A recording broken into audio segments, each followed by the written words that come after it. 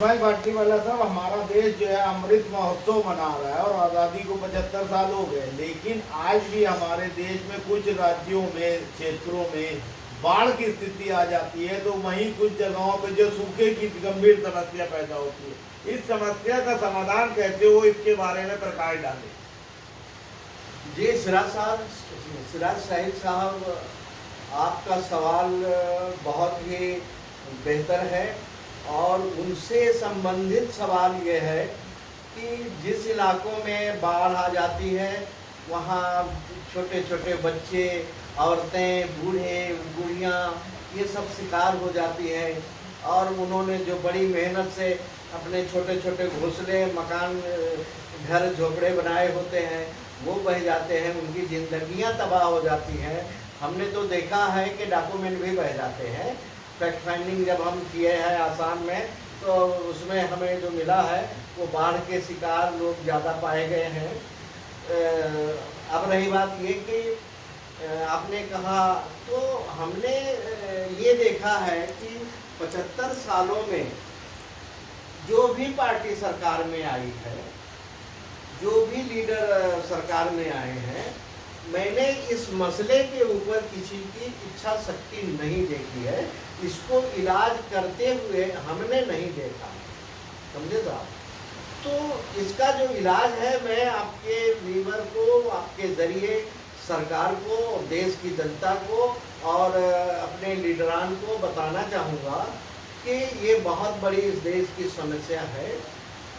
तो उसके लिए मेरा सुझाव ये है कि हमारे देश में बड़े बड़े रोड हैं, हाईवे हैं, छोटे रोड हैं, उससे भी छोटे रोड हैं, और अब तो देहात में चक रोड जिसे कहा जाता था, अब तो वो भी हो गए हैं, वो भी पक्के हो गए हैं।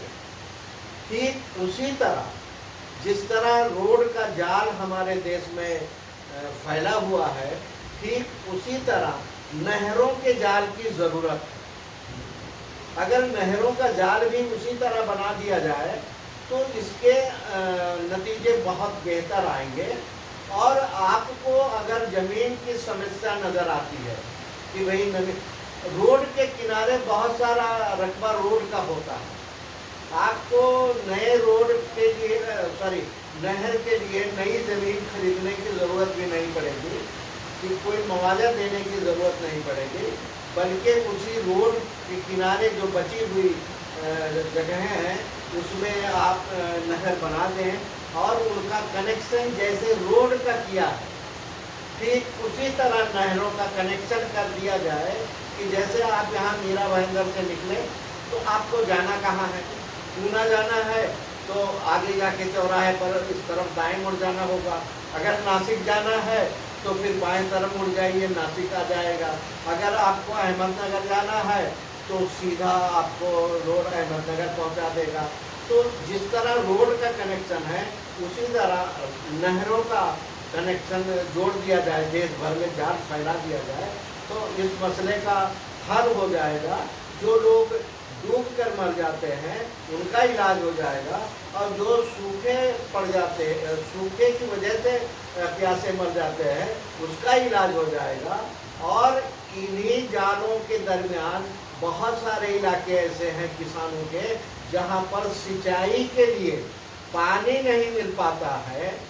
उन किसानों को पानी मिल जाएगा तो ये 3 बड़े तबके जो हमारे देश के हैं इसका इलाज हो जाएगा।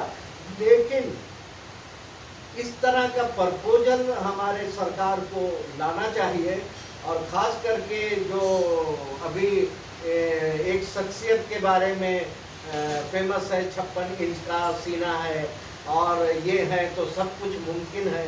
मैं उनसे गुजारिश करूंगा आपके चैनल के जरिए, आपके जरिए, कि ये भी मुमकिन हो सकता है अगर आपने वो भेदभाव, जातिवाद, प्रांतवाद, परिवारवाद से ध्यान हटा करके अगर इस प्रपोजल को आप लाते हैं तो पूरे देश में आपका स्वागत होगा। 56 इंच के बजाय 56 के डबल हो जाएगा सीना, और ये सबका सीना डबल हो जाएगा। इस देश के हर नागरिक का सीना डबल हो जाएगा। यहाँ जो डूब कर मर रहा है, जो बर्बाद हो रहा है, वो बच जाएगा। जो प्यासा भूखा मर रहा है वो बच जाएगा, और जिन खेतों में पानी की वजह से फसलें नहीं उग पा रही हैं उसका असर पूरे समाज पर हो रहा है। फसलें नहीं उग पाने की वजह से बाजार में अनाजों की कमी, सब्जियों की कमी, फलों की कमी भी हो जाती है, तो वो भी कम हो जाएगा। ये इतना बड़ा असर डालने वाला इस देश में, तो आप मौजूद हैं, आपसे सब कुछ मुमकिन है। मैं समझता हूँ ये भी मुमकिन है, इस पर आप हाथ बढ़ाएं, आगे बढ़ें और पूरा देश स्वागत करेगा। रही सरकार की बातें, तो अगर ये प्रोजेक्ट सामने आ जाता है तो मैं समझता हूँ आप तो निर्विरोध चुनकर आएंगे, चुनाव में जाने की ज़रूरत भी नहीं पड़ेगी।